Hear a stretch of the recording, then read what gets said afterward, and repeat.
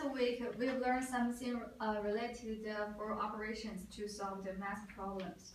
Is there anyone who can tell me that what they are?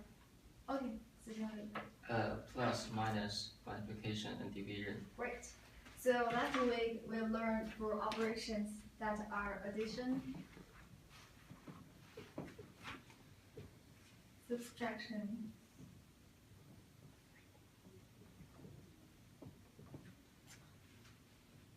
multiplication,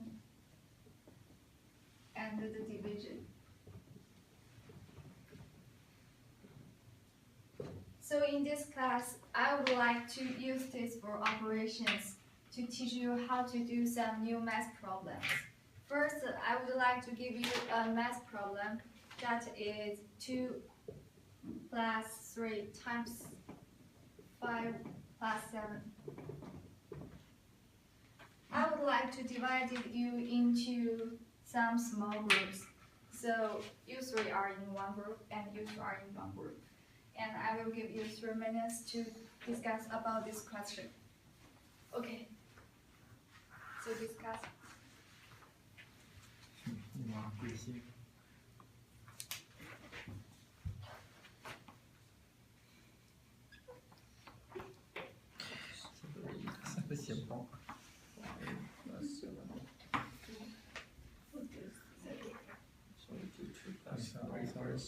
Okay. So it's 5. It's 5. Yeah. It's not 4. Yeah, it's 5. No, I don't. Yeah, it's 5. Then times 5 plus 7. 5 plus 7 should be 12. No, I I think it's 12. Oh, Yeah. Just 2 plus 3 first, then times 5, then add 7. No, we should do this first, and that's 5 equal times to 12, and multiple that should be 3, 16. and then add 2. Yeah, okay. That's not right. I That's don't, the answer. I don't know. Yeah. I think you're right. Oh, cool. Yeah. We'll see if it is right or wrong.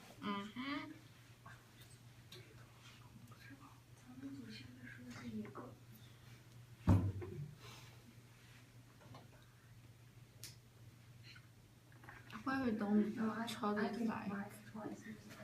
Since there's a parentheses there, so I think that should be the first order. Oh, yeah, 5 you're plus right. 7.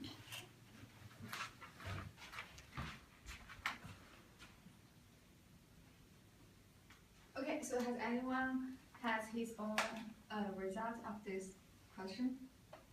Okay, Ms. Jian Liu, you get first. So what is your Oh. answer about this problem? The answer we got is 16. Okay, this is the group 1. And group 2. What's your result? 38. 38. Is anyone has I think the 32 is the right answer. which one? 32. 32. Okay, so group 2 has 2 different answers. So we have the same problem, but everyone has the different answers. Does anyone group 1 could you tell me how do you get the 60? Well, since it has the parentheses there, so we take it the first order. We use 5 plus 7 is 12. 12. And then we do it one by one, like 2 plus 3 is 5. 5. Yeah, then you use your 5 times 12, Okay. that is 16. 60. And could you tell me the 38? How do you get it? I think we should do 5 add 7 first, that equal to 12. Yeah. Then multiple 3, that's equal to 36, and then add 2, that's equal to 38. So this one is the 38. Yeah. Okay, so Afon, could you describe your process? I think the order should be from the left to right. So I add 2 and 3 first. So you do this first? Yeah, 5. So it should be 5. And multiply 5. So it should be the 25. 5 add So you mean you do this the 2 first? and 3 is equal to 5. Then I will multiply 5. Okay. It should be the 25. Then I add the 7 at the end. So it should be the 32. Okay. So actually there are no mistakes in our calculations. Each one has the right calculation. But because of the different orders of the operations, we have the different answers. So today I would like to teach about the orders of the operations. What is the orders of operation? It is to set rules of the. It is a set rules that which operations need to do the first. And maybe some students would ask me, why do we need to learn the orders of our operations? It is actually very important in our lives. Students can use for operations in correct order to solve many problems. As we can see that with the different orders, we have the different results. So orders of operation is very important. I will leave the right answers first of this problem and show you a video to teach you how to do the orders of operations. Was do operations in parentheses and brackets. Now, in case you haven't seen parentheses or brackets used in math before, let me briefly explain how they work. Parentheses are just these symbols that curve forwards and backwards, and they're used in pairs like this. And when we put numbers and operators in between them, it forms a group. It's almost like the parentheses form a package to hold whatever math stuff we put inside them. And brackets work exactly the same way as parentheses. They just have a different shape that looks a little more boxy, but they mean exactly the same thing. So parentheses and brackets are used to group things together, and our rules tell us to do any operations inside these groups first. For example, have a look at this problem. 10 times 4 plus 5. It has 3 numbers and 2 operations, multiplication and addition. But 2 of the numbers and the addition symbol are inside parentheses. That means that they form a group, and we need to do that part of the problem first. 4 plus 5 equals 9. So the part inside the parentheses can just be replaced with the simplified value 9. Oh, and once you do the math that's inside parentheses and get a single number like this, you usually don't need to show the parentheses anymore. Now that the parentheses are gone, we just have one operation left to do. We multiply 10 times 9, and that gives us 90 as our final answer. So parentheses can really help you know what part of a problem you're supposed to do first. But what if you get a problem that has more than one set of parentheses, like this? 5 minus 3 plus 6 times 2. Fortunately, it doesn't matter which set of parentheses you do first. You just need to do everything that's inside the parentheses before you do anything that's not inside parentheses. In other words, we need to simplify both of our parentheses groups before we can do the addition in between them. The first group, 5 minus 3, simplifies to 2. And the second group, 6 times 2, simplifies to 12. Now we can do the last operation and add the values that we got from simplifying. 2 plus 12 equals 14. Okay, now that we know that we always do operations in parentheses or brackets first. Okay, in this part, I would like to address one point is that if we both have this brackets and this brackets, so we should do this first and then this one. For example, if we have like the question like 2 plus 3.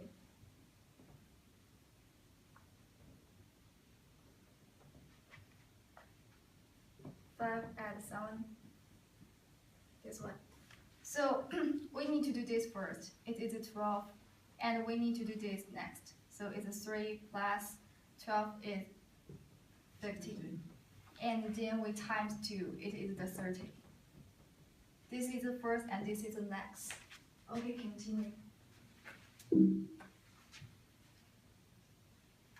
Let's take a closer look at the second rule that says the next thing we do is exponents. Now, if you haven't seen exponents before, they're just a way of writing repeated multiplication. For example, the repeated multiplication 4 times 4 can be written in a shorter form as 4 multiplied twice. And 4 times 4 times 4 can be written as 4 multiplied 3 times. And 4 times 4 times 4 times 4 can be written as 4 multiplied 4 times. Get the idea? This small number is called an exponent, or power. It just tells you how many times to multiply the bigger number together.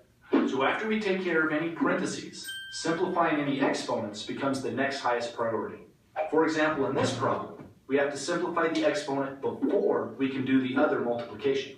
The exponent is telling us to multiply 5 together twice. So 5 times 5 is 25.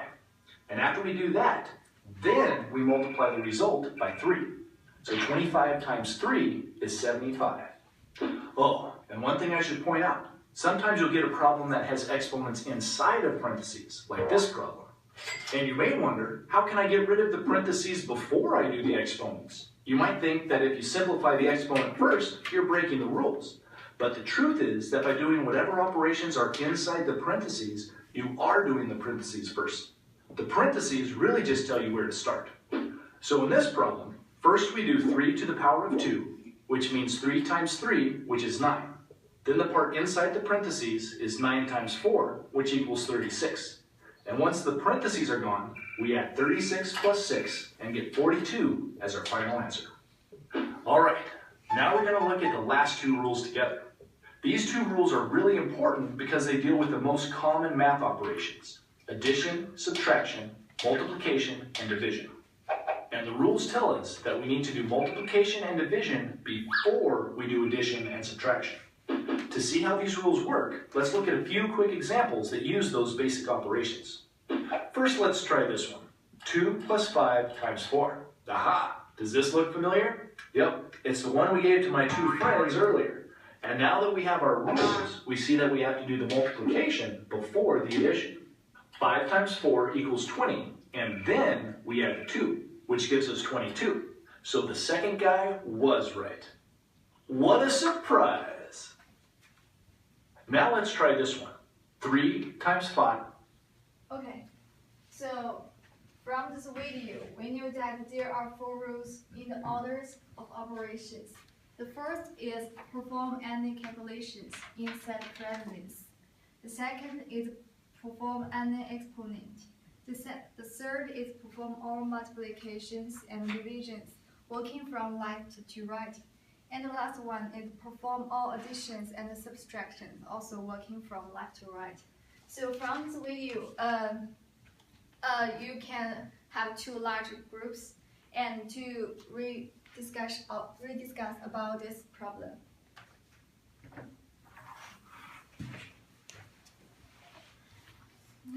So I think your answer is that it should do the 5x7 first, then times 3, then add 2. So I think your first answer is right. Yeah. So it should be the 38. Right. Yeah, I think so. So it's 38. Okay, so tell me what's the final answer you got about this math problem? 38. Right. So the right answer is the 38. Because we need to follow the rules that to do this first, it's 12, and 3 times 12 is 36, and plus 2. This is the 38. Okay, this class we learned about the rules of the orders of the operations.